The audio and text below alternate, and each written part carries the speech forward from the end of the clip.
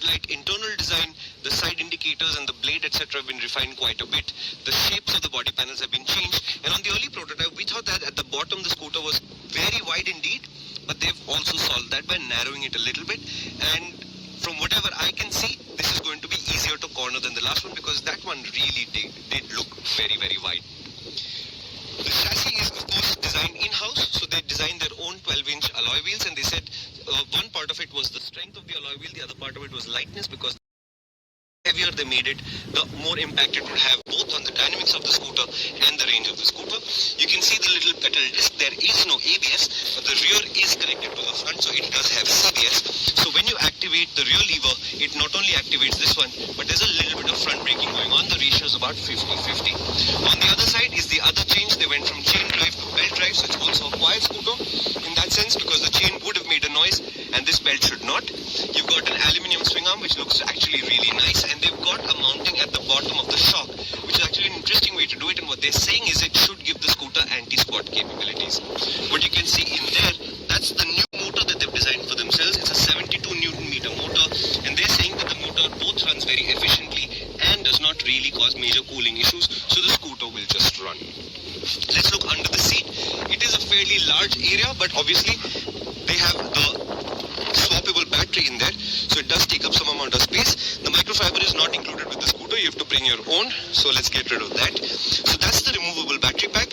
In fact, what they've done is the charging slot is actually up here, and one of the reasons why they've done this is that the lower the charging slot is, so if the charging slot was down there, obviously in terms of being in the water, that would be a more dangerous situation to be. So they've moved the charging point actually up here, so this battery comes off like that.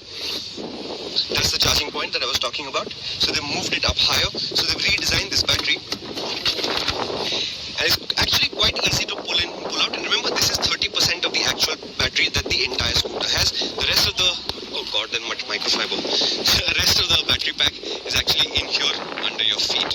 The numbers on this scooter is quite promising.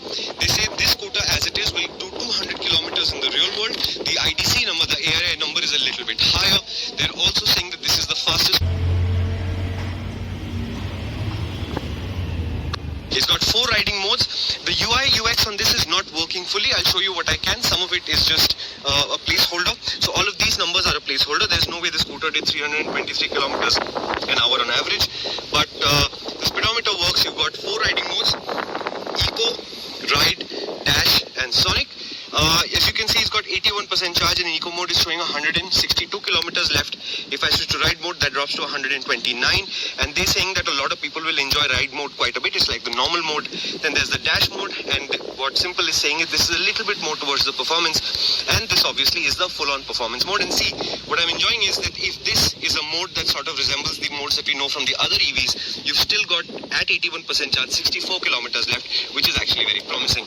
You can see the TPMS display here, but obviously there is no TPMS on the scooter. It's just a placeholder for now.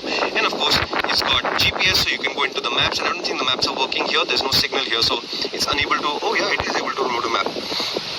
So if I zoom in further, you can see this, I think, is a Map My India map, and it gives you a summary of what the information for your ride situation is when you're riding, so that you can still see what mode you're in, what the state of charge is, what the odometer is, and all of that. This is the other menu. The scooter thinks I'm Rohit. Clearly it knows nothing about me. But on this screen you've got all the ownership details. On the next screen you've got vehicle status. So again, remember, notice the tire sizes. This thing is running 90/90/12s. There will be a version with wider tires than this that will come later. It was in one of the spec sheets.